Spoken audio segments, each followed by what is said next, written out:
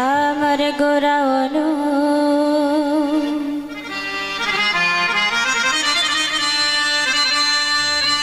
রাগে গোরা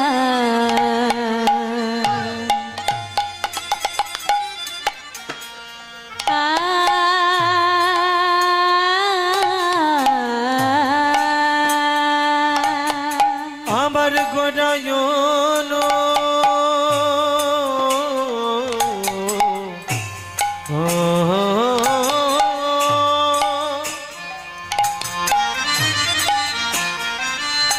গোরায়ন রাগে গোরা গোরায়ম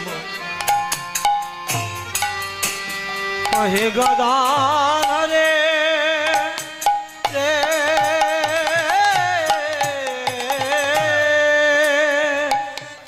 আমার গোরা অনু রাগে গোরা গোরা রে আমার হৃদয় বিদরে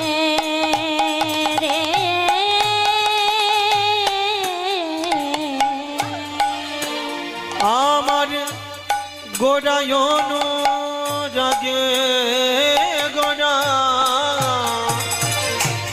আমার হৃদয় বিদরে রে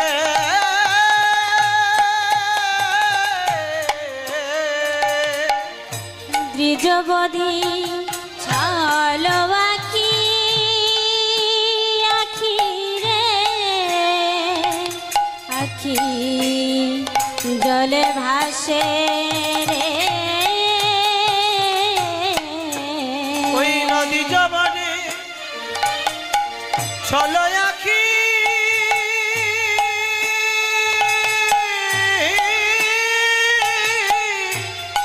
আখি জলে ভাসি রে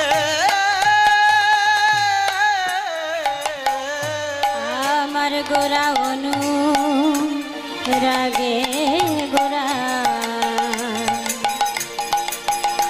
আমি কি করিব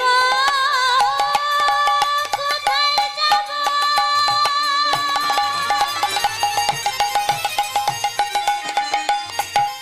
করি আমি কি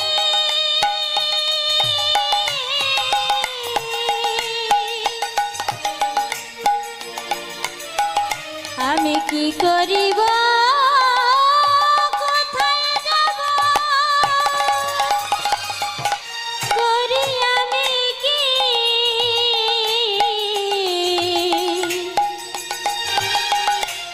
অনুক্ষণে আমার গোরা বদনে আখি তোর নয়ন জলে বুক ভেসে যায় তোর নয়ন জলে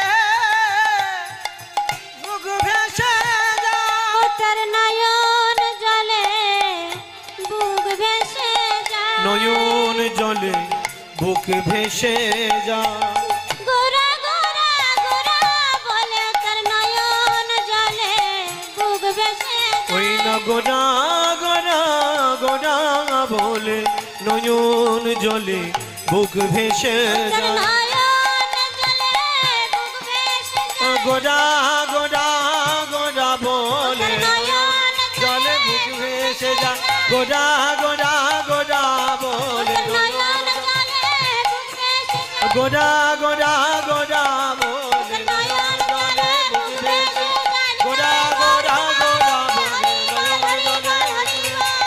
গোরা গোরা গোরা বলে নয়ন জলে বুক ভেসে যায় অনুক্ষণে আমার গোরা বদনে আখি অনুক্ষণে আমার গরার মায়ারে আখি অনুক্ষণে আমার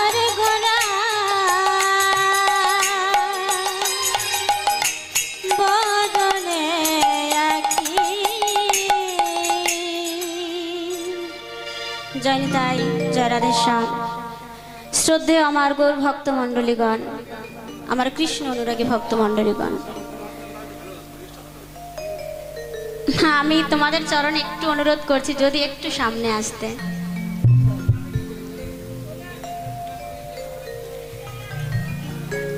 জয় নিতাই, জয় রাধেশ্যাম। এই শ্রী শ্রী মহতি হরিবাসরে যাহারা উপস্থিত আছেন তাহাদের চরণে আমার ভক্তিপূর্ণ প্রণাম জানাই। তৎপরে আদ্যাশক্তি স্বরূপিণী ভক্তিমতী জননী এবং পিতৃতুল্য যাহারা আছেন তাহাদের চরণে আমার কোটি কোটি দণ্ডবত। এবং এই শ্রী শ্রী মহতি হরিবাসরে ছোট ছোট ভাই ও বোন যাহারা আছেন তাহাদের প্রতি আমার প্রীতি শুভেচ্ছা ও ভালোবাসা। ওমা, আমি জ্ঞানহীন, আমি শক্তিহীন। এই কৃষ্ণ কথা, হরি কথা, শাস্ত্র কথা বলবার মতো কিন্তু কোনো ক্ষমতাই আমাদের নেই। তবে কৃষ্ণের কৃপায়, গুরুদেবের আশীর্বাদে এবং আমার শ্বশুরমশাই শ্রী মনোরঞ্জন জোদ্দারের অক্লান্ত চেষ্টায় যতটুকু শিখেছি ততটুকু আপনাদের এই হরিবাসরে উপস্থাপন। আমার কৃষ্ণ কথা, হরি কথা বলতে গিয়ে ভুল ত্রুটি হবে, এটাই কিন্তু স্বাভাবিক। কারণ চতুর্মুখী ব্রহ্মা তার 4টে মুখেও কিন্তু কৃষ্ণ কথা, হরি কথা বলে শেষ করতে পারেন, কি তাই না মা? এই যে কৃষ্ণের যে অমৃত রস, যার কারণে ব্রজের মানুষ, ব্রজের অষ্টসখী, ব্রজ গোপীগণ সবাই পাগল, তার যে গুণ মহিমা, তার যে কীর্তন করে কিন্তু কোনো মানুষ শেষ করতে পারে না। তো আমি তো এই পৃথিবীর ক্ষুদ্র এক জীব মাত্র। আমাদের কি সাধ্য আছে কৃষ্ণ গুণগান করা, কৃষ্ণ কথা বলা? আমাদের কোনো ক্ষমতা নেই। এই পৃথিবীতে যা কিছু সৃষ্টি সব কিছুই কিন্তু ভগবানের। কোনো কিছুই কিন্তু আমরা কেউ সাথে করে নিয়ে আসিনি, কি বাবা? তাই তো, সাথে করে নিয়ে আসিনি, সাথে করে কেউ কিছু নিয়ে যাব না। একটু ক্ষুদ্র বালিটুকু পর্যন্ত আমরা সাথে করে নিয়ে যেতে পারবো না। যে পোশাক পরে আছি, যেদিন জীবনের বেলা ঘনিয়ে আসবে আমরা সেই পোশাকটা পর্যন্ত ছেড়ে আমাদের চলে যেতে হবে। তাই আমাদের কি ক্ষমতা আছে ভগবানের নাম করার, ভগবানকে দেবার মতো? আমাদের যে কিচ্ছু নেই। আমাদের এই মানব দেহ, জানি আমাদের এত অহংকার, এত গর্ব, এই দেহটার কিন্তু মা 1 পয়সা দাম নেই। কি মা আছে? কোনো দাম নেই। এই পৃথিবীতে পশু পাখি সবার কিন্তু দাম আছে, একটা গাছেরও দাম আছে, কিন্তু আমাদের এই দেহের কোনো দাম নেই। তাহলে এই মানব দেহ নিয়ে কিসের এত অহংকার? আজ আছি, এখন আছি, 2 মিনিট পরে নাও থাকতে পারি। সত্য ত্রেতা দাপরে সেই যুগের একটি পরমায়ু ছিল, সেই যুগের যে মানুষ, সে জাতি ছিল, তাদেরও একটি পরমায়ু ছিল নির্দিষ্ট করা। কিন্তু আমাদের এই কলি যুগের মানুষের কোনো পরমায়ু নির্দিষ্ট নেই। কি বাবা আছে? নেই। একটু লক্ষ্য করে দেখবেন, পিতার আগে সন্তান দেহ রাখছে, মায়ের কোলে তার সন্তান দেহ ত্যাগ করছে, কি মা করছে না? সদ্যজাত শিশু পৃথিবীতে ভূমিষ্ঠ হতে না হতে তারা এই পৃথিবী ছেড়ে চলে যাচ্ছে। তারা কিন্তু এই পৃথিবীর কোনো কিছুই দেখতে পাচ্ছে না। তাহলে আমাদের এই পোড়া দেহের কিসের এত অহংকার? কিচ্ছু নেই আমাদের এই দেহে। ছোট্ট একটা দৃষ্টান্ত দিই। একজন শিষ্য প্রতিদিন গুরু আশ্রমে যায়। গুরু আশ্রমে গিয়ে গুরুদেবকে বলে, গুরুদেব আমায় দীক্ষা দিন। আমাদের এখানে সবার দীক্ষা মন্ত্র হয়েছে তো? মা, সবার দীক্ষা মন্ত্র হয়েছে? কারণ আমরা সবাই জানি দীক্ষা মন্ত্র না হলে আমাদের হাতের জল শুদ্ধ হয়। তো সেই ভক্ত প্রতিদিন গুরুদেবকে গিয়ে বলছে, গুরুদেব আমায় দীক্ষা দিন। না না, তোমার এখনো সময় হয়নি, তোমার এখনো সময় হয়নি দীক্ষা নেবার মতো।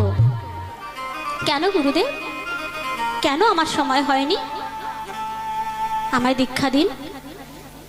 এইভাবে যতদিন শিষ্য আসে গুরুদেব ততদিন শিষ্যকে পাঠিয়ে দেয়। তো একদিন শিষ্যের খুব রাগ হলো, কেন সবাই যদি দীক্ষা নিতে পারে আমি কেন নিতে পারবো না? আমার মধ্যে কি নেই? ওর মধ্যে যা আছে আমার মধ্যেও তাই আছে, তাহলে আমি কেন নিতে পারবো না? সেই দিনকে খুব রেগে মেগে গুরুদেবের আশ্রমের কাছে গিয়ে বলছে, গুরুদেব আজ আমায় কিন্তু আপনাকে দীক্ষা দিতেই হবে। যদি আজকে দীক্ষা আমায় না দিয়েছেন তাহলে কিন্তু এখানে আমি আশ্রমে রাখতে দেব না।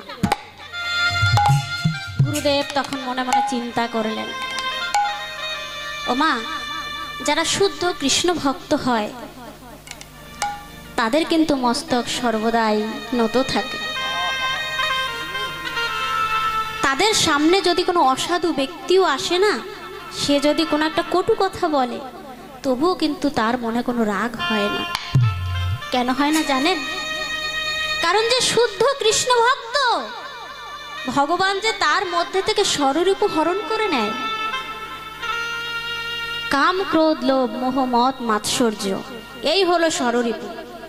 তো যারা শুদ্ধ কৃষ্ণ ভক্ত তাদের মধ্যে কোনোদিন এই স্বরূপ কাজ করবে না।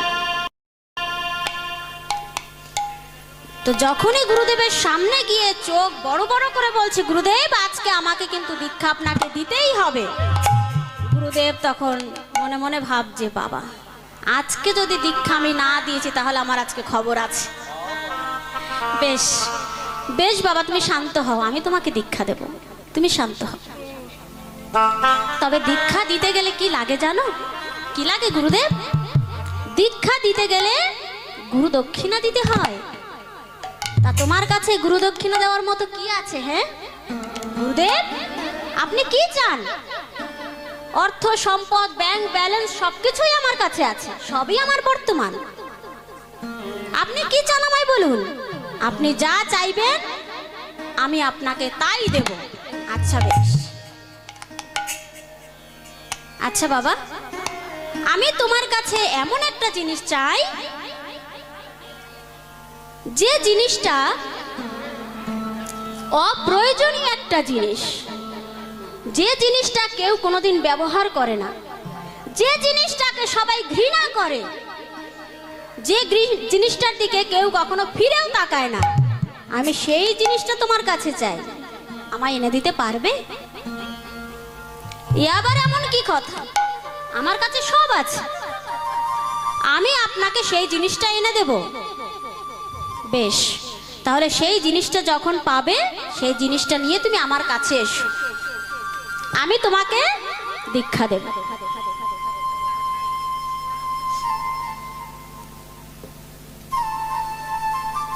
শিষ্য প্রতিদিন খুঁজছে, যে জিনিসটাই মা ধরতে যায় সেই জিনিসটারই একটি ভালো গুণ রয়েছে। কি মা, আছে না? প্রত্যেকটা জিনিসের একটা ভালো গুণ থাকে বা সেই জিনিসটা আমাদের কাজে লাগে। তো সেই শিষ্য যে জিনিসটাকেই হাত দিচ্ছে সেই জিনিসটাই আমাদের কাজের একটি বস্তু। তো এমন কোনো জিনিস পাচ্ছে না যে জিনিসটা আমাদের কোনো প্রয়োজনই লাগে না, একটা ঘৃণিত বস্তু, সে জিনিসটা কোথায়? শিষ্য খুঁজছে খুঁজছে খুঁজছে, খুঁজতে খুঁজতে খুঁজতে খুঁজতে একদিন একটি মাঠের মধ্যে দিয়ে যাচ্ছে। যেতে যেতে হঠাৎ করে তার মলত্যাগের সময় হয়েছে। সে অনুভব করছে যে এখন আমাকে মলত্যাগ করতে হবে। মাঠের মাঝখানে মলত্যাগ করছে, যখনই মলত্যাগ করে উঠে এসেছে তখনই সে মনে মনে ভাবছে, এই তো পেয়েছি, এইটাই তো সব থেকে ঘৃণিত বস্তু। এই জিনিসটা তো আমাদের কারো কাজে লাগে না, কি না লাগে? কারো তো কাজে লাগে না, আমরা ওটাকে ঘৃণা করি, আমরা ফিরেও তাকাই না, একটা নোংরা জিনিস। তাহলে গুরুদেব তো এটাই বলেছিল, যে জিনিসটা পৃথিবীর সব থেকে নোংরা জিনিস, যে জিনিসটা কারো কাজে লাগে না, সেই জিনিসটা না আমাকে দিতে হবে। শিষ্য মনে মনে খুব আনন্দিত হলো, বেশ আমি তো পেয়ে গেছি, তাহলে এই জিনিসটা নিয়ে আমি আমার গুরুদেবকে দেবো, গুরুদেব দীক্ষা দেবো। যখনই মা বিষ্ঠাটা তুলতে গেছে, যখনই তুলতে যাবে তখনই বিষ্ঠায় বলছে, সাবধান। কি ব্যাপার, কোনোদিন তো আমার দিকে ফিরেও তাকাও না, তা আজকে যে বড় দুহাত দিয়ে তুলতে এসেছো? কে কথা বলে? কে কথা বলে? আমি কথা বলছি। বিষ্ঠা বলছে আমি কথা বলছি। বিষ্ঠায় কথা বলে, প্রয়োজন হলে বিষ্ঠাতেও কথা বলে। তা আজকে হঠাৎ তুলতে এসেছো কেন? তুমি জানো আমার গুরুদেব, আমি যার কাছে দীক্ষা নিতে গিয়েছিলাম, সে বলেছে যেটা সব থেকে ঘৃণিত বস্তু, যেটা কারো কোনো কাজে লাগে না, সেই জিনিসটা আমায় দিতে হবে। তাহলে তুমিও তো ঘৃণিত বস্তু, তুমি হলো অপ্রয়োজনীয় বস্তু, তোমাকে কারো কাজে লাগে না, তাহলে তোমাকেই আমি নিয়ে যাব। কে বলেছে? কে বলেছে আমি ঘৃণিত? কে বলেছে আমি অপ্রয়োজনীয়? আমারও মূল্য আছে। আমি কালকে একটি এসি ঘরের মধ্যে সাজানো ছিলাম, আমার নাম ছিল রাজভোগ, যার দাম 25 টাকা। সেখান থেকে এনে একজন কিনে এনে ভগবানের প্রসাদ করলো আমায়। যখনই রাধা মাধবের প্রসাদ হয়ে গেলাম, তখন আর আমাকে কেউ মাটিতে রাখলো না, আমাকে সবাই মাথায় করে রাখলো, আমি মহাপ্রসাদ হয়ে গেলাম। কি মা, তাই তো? যে প্রসাদ ভগবানকে চড়ানো হয় সেটা হয় মহাপ্রসাদ, তখন সেটাকে কেউ মাটিতে রাখে না, সবাই মাথায় করে রাখে। আর তোমার মতো পাপিষ্ঠ ব্যক্তি সেটা সেবা করেছে বলে, ভক্ষণ করেছে বলে আজকে আমায় বিষ্ঠায় পরিণত হতে হলো। কি মা, তাই তো? আমরা যে বাজারে যে সবজি, ফল মূল, মিষ্টি যা খাই, ওরা তো ঘৃণিত নয়, ওদেরকে তো আমরা কিনে এনেছি টাকা দিয়ে, যথারীতি মূল্য দিয়ে আমরা ওগুলোকে কিনে আনি, আর সেগুলো আমরা ভক্ষণ করি বলে সেটা বিষ্ঠায় পরিণত হয়। কি মা, তাই তো? আমরা ভক্ষণ করি বলে সেটা বিষ্ঠায় পরিণত হয়। তাহলে মা, অপ্রয়োজনীয় বস্তু কে? আমি। সত্যি তো, আমার সংস্পর্শে এসে সেই রাজভোগ আজকে বিষ্ঠায় পরিণত হলো। তাহলে অপ্রয়োজনীয় বস্তুকে আমি, ঘৃণিত বস্তুকে আমি। আমার এই জীবনের কোনো দাম নেই, আমার এই দেহের কোনো দাম নেই। যার সংস্পর্শে এসে কেউ খারাপ হয়, তাহলে তার মতো খারাপ পৃথিবীতে আর কিছু নেই। ছুটতে ছুটতে গুরুদেবের চরণে গিয়ে আছাড় খেয়ে বললেন, গুরুদেব, গুরুদেব, আমি বুঝতে পেরেছি, আমি বুঝেছি আপনি কি বলতে চেয়েছেন, আমি বুঝেছি। আমি হলাম সেই ঘৃণিত বস্তু, আমি হলাম সেই পাপী,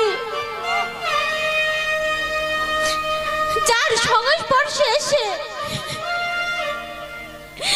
দোকানের রাজভোগ বিষ্ঠায় পরিণত হয়েছে। তাহলে আমি হলাম সেই ঘৃণিত বস্তু, আমার কোনো দাম নেই। গুরুদেব,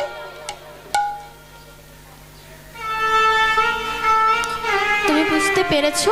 হ্যাঁ গুরুদেব, আমি বুঝতে পেরেছি। তাহলে এবার আমায় দীক্ষা দিন গুরুদেব।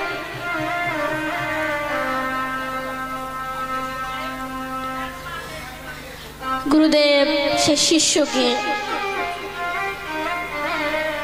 কৃষ্ণ মন্ত্রে দীক্ষা দিলেন। মা, সেই শিষ্য গৃহে গিয়ে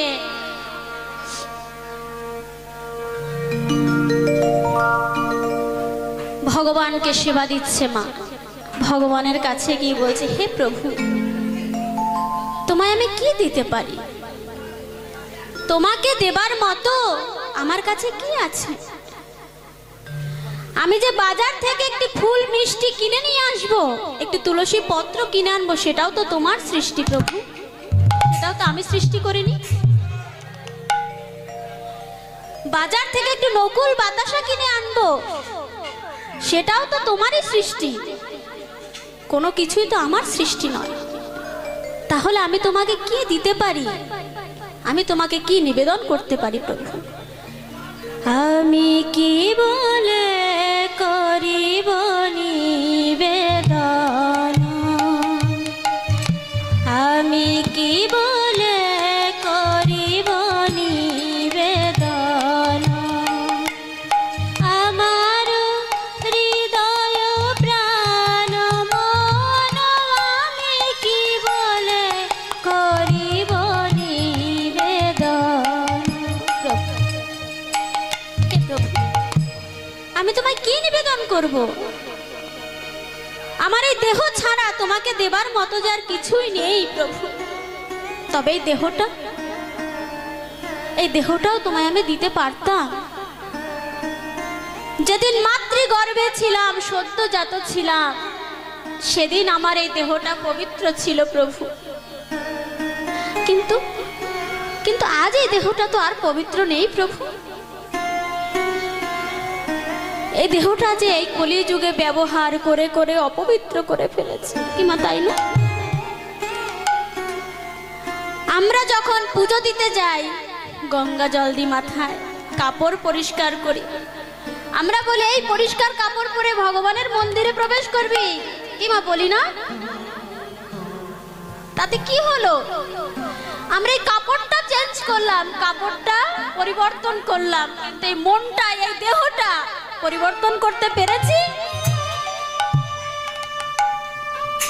আমরা বলি খেয়ে উঠে মন্দিরে যেতে নেই, কাপড়টা চেঞ্জ করে, কাপড়টা পরিবর্তন করে মন্দিরে যা, কিন্তু মাই কাপড়টা খাবার খায়? একটু চিন্তা করে দেখবেন, এই পোশাকটা কি খাবার খায় মা? এই শাড়িটা কি খাবার খায়? খাবার তো আমি খেয়েছি। আমার এই শরীরের মধ্যে রয়েছে কাশ, কফ, মল, মূত্র, তাহলে সেটা আমি কোথায় পরিত্যাগ করেছি? পরিত্যাগ করেছি মা? পরিত্যাগ তো করিনি। শুধু আমরা উপরের বসনটা নিয়ে,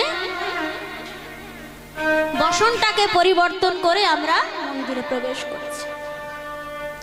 তাই ভক্ত ভগবানকে বলছে, হে প্রভু, আমার এই দেহটা আমি তোমায় দিতে পারি, তবে কিভাবে জানো?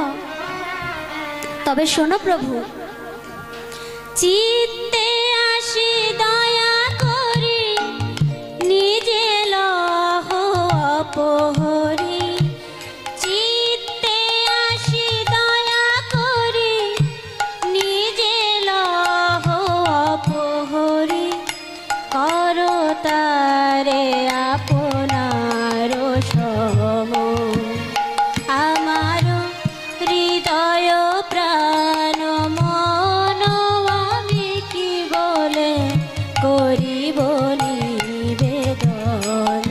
প্রভু, তুমি যদি চাও তাহলে আমি এই দেহটা তোমায় দিতে পারি।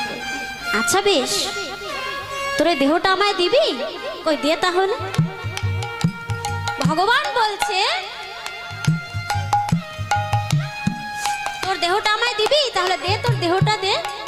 প্রভু, না না প্রভু, আমি ভুল বলেছি, এই দেহটা তো দেওয়া যাবে না। আমাদের এই দেহ কি দিয়ে তৈরি জানো প্রভু? দেখুন বাবা, গানের মধ্যে দিয়ে কিভাবে রবীন্দ্রনাথ ঠাকুর শিক্ষা দিয়ে গেলেন যে আমাদের এই দেহ কি দিয়ে তৈরি। আমাদের এই দেহ মহাপঞ্চভূত দিয়ে তৈরি, কি আমরা জানি? শ্রীমদ্ ভাগবত গীতায় চৈতন্য চরিতামৃতে উল্লেখ আছে, আমাদের এই দেহ মহাপঞ্চভূত দিয়ে তৈরি। ক্ষিতি, অপ, তেজ, মরুত, বোম। ক্ষিতি, অপ, তেজ, মরুত, বোম, এই মহাপঞ্চভূত দিয়ে আমাদের এই মানব দেহখানি তৈরি। আবার মৃত্যুর পরে এই মহাপঞ্চভূতেই মিলিয়ে যায়। অনেকে প্রশ্ন করে,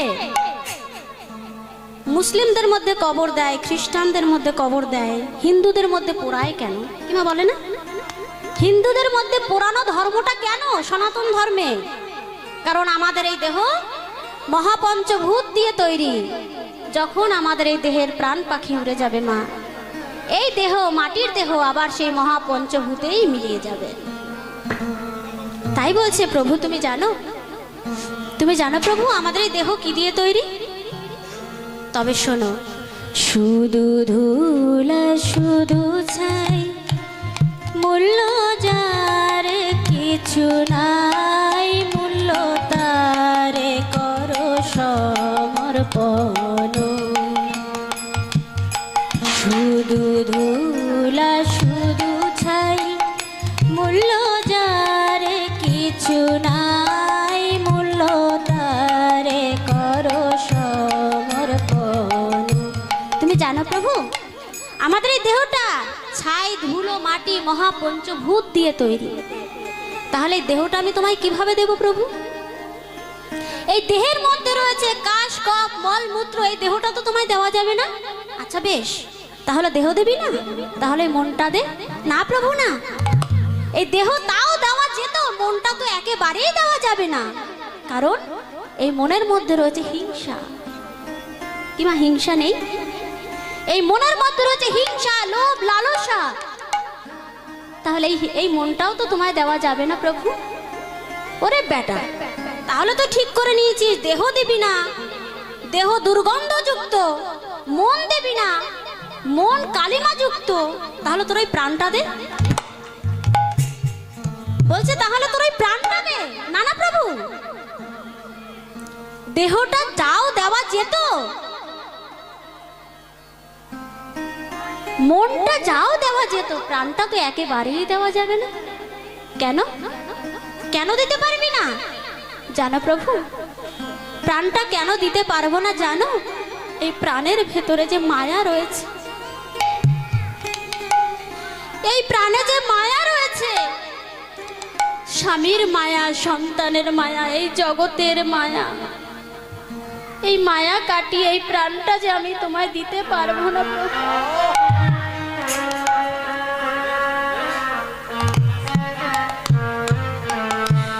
আমি চলে গেলে আমার সন্তানকে কে দেখবে?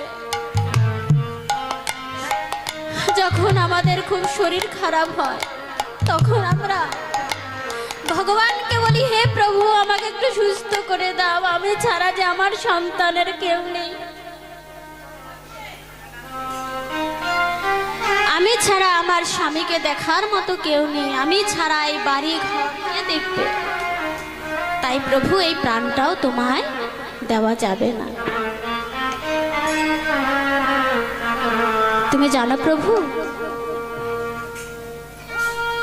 আমি তোমাকে তোমার চরণে সঁপে দিতে পারি কিভাবে জানো প্রভু? যদি তুমি আমায় কৃপা করো, যদি তুমি আমায় কৃপা করে তোমার চরণে আশ্রয় দাও,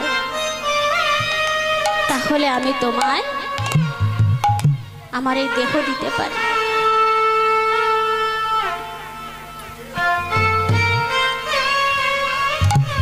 আমাদের এই দেহটা হলো লোহা।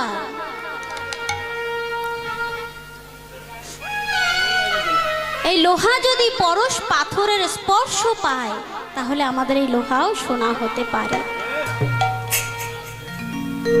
মা কালীর পরশ পাথর, মা কালী হলো পরশ পাথর, রামপ্রসাদ হলেন লোহা। মা কালীর চরণ স্পর্শে রামপ্রসাদ আজ সোনা হয়েছে। শ্রী চৈতন্য মহাপ্রভুর পরশে, কৃষ্ণের পরশে শ্রীবাস সোনা হয়েছে। কিংবা শোনা হয়নি তারা? নদিয়া নবদ্বীপে তাদের নাম সবার মুখে মুখে। তাই আমাদের এই দেহটাকে, এই লোহারূপ দেহটাকে আমাদের সোনা করতে হবে ভগবানের চরণে অর্পণ করে। তাহলে আমাদের এই দেহের কিন্তু মা কৃষ্ণ নাম ছাড়া কোনো গতি নাই। এই কলিযুগে কৃষ্ণ নাম ছাড়া, হরি নাম ছাড়া কোনো গতি নাই। সমবেত হয়েছি এই মধুর বৃন্দাবনে। আচ্ছা মা, এখানে বৃন্দাবনে কে কে গেছো? একটু হাত তোলো তো। বৃন্দাবনে কে কে গেছো? বৃন্দাবনে যাওনি? আচ্ছা, দীঘা পুরীতে কে কে গেছে? গেছো? দীঘা পুরীতে কি আছে মা? নদী আছে না? জগন্নাথ আছে, পুরীতে জগন্নাথ আছে, দীঘাতে নদী আছে। আচ্ছা, যাই হোক, আমরা এখন বৃন্দাবন মাঝে উপস্থিত হয়েছি। যেখানেই হয় মধুরাশ্রী মধুর নাম সংকীর্তন, সেখানেই হয় মধুরাশ্রী মধুর বৃন্দাবন। জয় নিতাই, জয় রাধেশ্যাম। তাহলে আমরা এখন এসেছি বৃন্দাবন, শ্রীধাম বৃন্দাবন। আচ্ছা মা, বৃন্দাবন নামটি কেন হয়েছে? আমরা সবাই তো বৃন্দাবনে যাই কি মা, তাই তো? আমরা সবাই ছোট বড় সবাই জানি বৃন্দাবন হলো ভগবান শ্রীকৃষ্ণের লীলা ক্ষেত্র। ভগবান শ্রীকৃষ্ণ বৃন্দাবন মাঝেই লীলা করেছেন। তাহলে সে আর কোনো জায়গা রেখে বৃন্দাবন মাঝেই কেন লীলা করলেন? মথুরা ছিল, গোকুল ছিল, অযোধ্যা ছিল, কিমা ছিল তো? তাহলে অন্য কোনো জায়গায় লীলা না করে সে বৃন্দাবনে কেন লীলা করলেন? কি গল্পটা কি বলবো? কি গল্পটা কি বলবো মা? কেদার রাজার মেয়ের নাম ছিল বৃন্দা, মানে বৃন্দাবনে একজন রাজা ছিলেন, তার নাম ছিল কেদার। তো কেদার রাজার মেয়ের নাম ছিল বৃন্দা। একদিন বৃন্দা অট্টালিকার উপরে উঠে প্রাকৃতিক সৌন্দর্য দেখছে। দেখতে দেখতে তার চোখে পড়লো ওই দূরে নহবত বাজিয়ে কারা যেন কোথায় যাচ্ছে। ঠিক সেই সময় কেদার রাজা বৃন্দা বৃন্দা বলে ডাকতে ডাকতে হচ্ছে, বৃন্দা বৃন্দা। হ্যাঁ বাবা, তুমি আমাকে ডেকেছো? তুমি এখানে কি করছো মা? বাবা, ওই দেখো না, দূরে যেন কারা নহবত বাজিয়ে কোথায় যেন যাচ্ছে। নহবত মানে বাবা বাঁশি, বাঁশি বাজিয়ে কোথায় যেন যাচ্ছে। ও আচ্ছা, তুমি তাই দেখছো? আচ্ছা বেশ বাবা, তুমি আমাকে বলো ওরা কোথায় যাচ্ছে। হ্যাঁ মা, আমি তোমাকে বলবো, তবে তার আগে আমার একটি শর্ত আছে তোমার কাছে। কি শর্ত বাবা? মা, তুমি তো আমার একটি মাত্র কন্যা, তো আমার ইচ্ছে তোমাকে বিবাহ দিয়ে আমি একটি জামাই করব। আচ্ছা বেশ, সে তুমি না হয় করো, তার আগে বলো ওরা কোথায় যাচ্ছে। মা, এই যে দেখতে পাচ্ছ নহবত বাজিয়ে যাচ্ছে, ওরা বরকে বিয়ে দিতে যাচ্ছে। ওই যে খাটালি দেখতে পাচ্ছ না, খাটালি মানে পালকি, আমরা যেটাকে পালকি বলি, ওই খাটালির ভেতরে বর আছে, নহবত বাজিয়ে বরকে বিয়ে দিতে যাচ্ছে। আচ্ছা বাবা, এই যে বর, একে চির নতুন থাকবে? সে আবার হয় নাকি?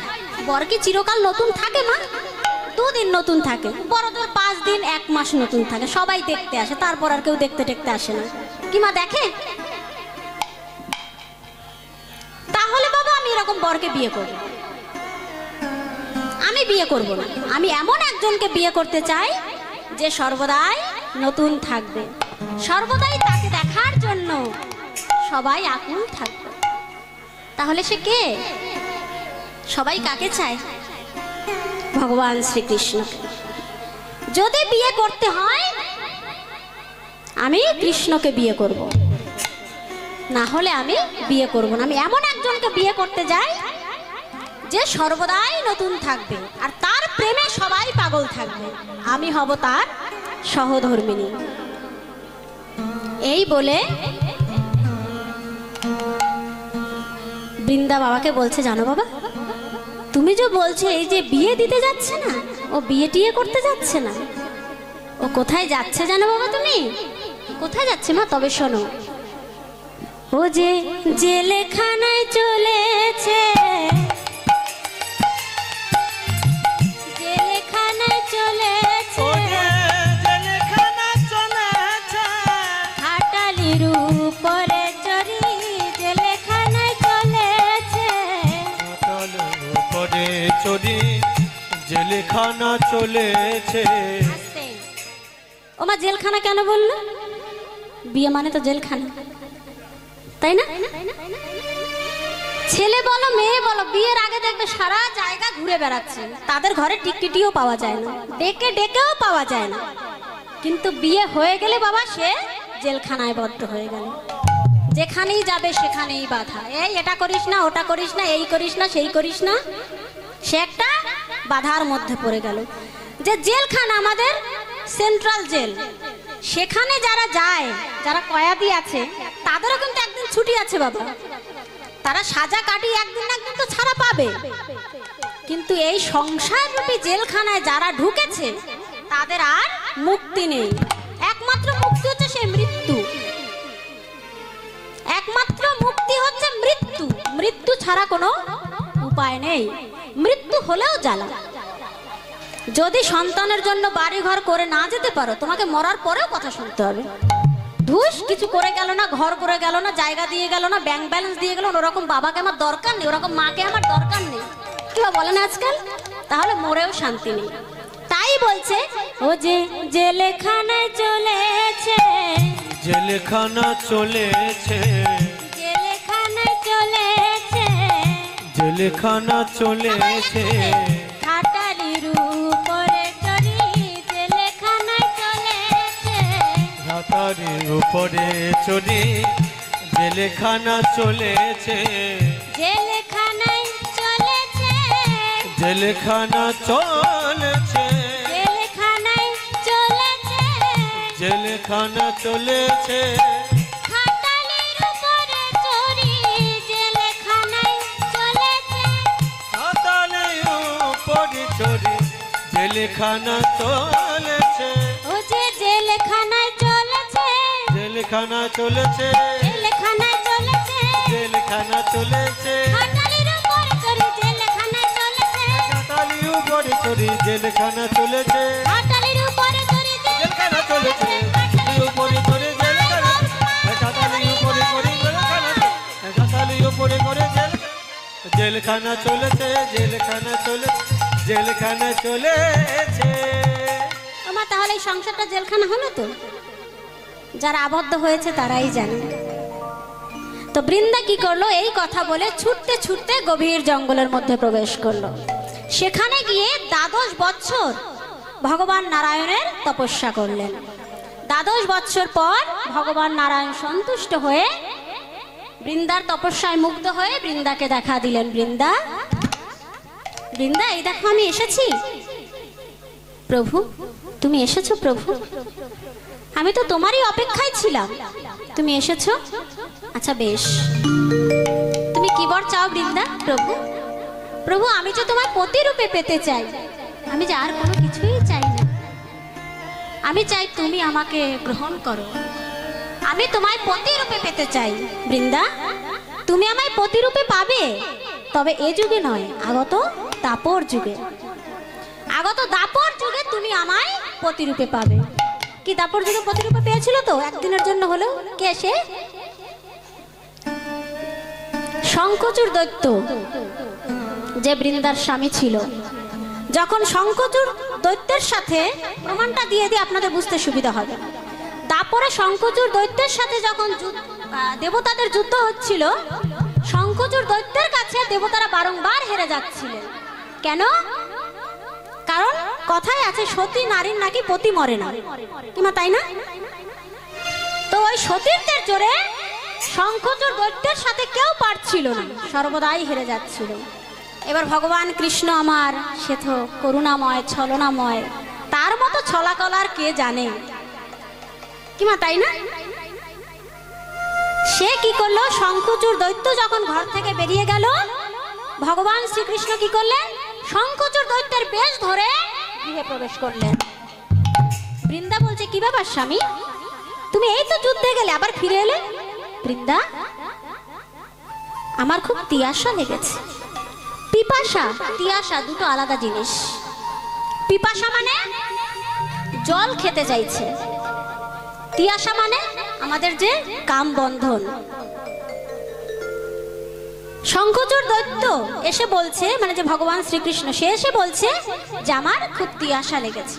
তো বৃন্দা কি করেছে? নরমালি যেটা হয়, জলের গ্লাস নিয়ে এসেছে। নাও স্বামী। না না বৃন্দা, আমার পিপাসা পাইনি, আমার তিয়াসা লেগেছে। তো যখনই বৃন্দাকে ওই যে স্পর্শ, যখনই বৃন্দা জড়িয়ে ধরেছে দুজনকে, তখনই বৃন্দা জড়িয়ে ধরেই বুঝতে পেরেছে এ তো আমার স্বামী নয়। ভগবানের গায়ের যে গন্ধ, এ তো আমার স্বামী নয়। জড়িয়ে ধরেই বলছে, প্রভু তুমি এসেছো। হ্যাঁ বৃন্দা, আমি এসেছি। তোমাকে যে ত্রেতায় কথা দিয়েছিলাম, তোমার মনোবাসনা আমি পূর্ণ করব আগত দাপর যুগে, সেই দাপরে কিন্তু দুজনের মধ্যে মিল হয়ে গেল। তাই আবার আমরা ত্রেতাতে ফিরে যাচ্ছি। তাই নারায়ণ বৃন্দাকে বললেন, বৃন্দা তোমার নাম বৃন্দার এই গভীর বন, তাই আজ থেকে এই বনের নাম হলো বৃন্দাবন। আর দাপরের যত লীলা আমি এই বৃন্দাবন মাঝেই করব। বৃন্দাবন লীলা গোরা মনেতে পড়িল, ফুল বন দেখে আজি বৃন্দাবন কহিল। বৃন্দাবন লীলা গোরা মনেতে পড়িল, ফুল বন দেখে আজি বৃন্দাবন কহিল। বৃন্দাবন লীলা গোরা মনেতে পড়িল, ফুলবন দেখে আজি মনেতে পড়িল। বলে এই কি সেই বৃন্দাবন, এই কি সেই বৃন্দাবন, এই কি সেই বৃন্দাবন, এই কি সেই বৃন্দাবন। ফুল বন দেখে বলে এই কি সেই বৃন্দাবন, ফুলবন দেখে বলে এই কি সেই বৃন্দাবন। বৃন্দাবন লীলা গোরা মনেতে পড়িল, ফুল বন দেখে আমি বৃন্দাবন কহিল। বৃন্দাবন লীলা গোরা মনেতে পড়িল, ফুলবন দেখে আজি বৃন্দাবন কহিল। তাহলে এইভাবেই বৃন্দাবনের নামকরণ করা হয়েছে।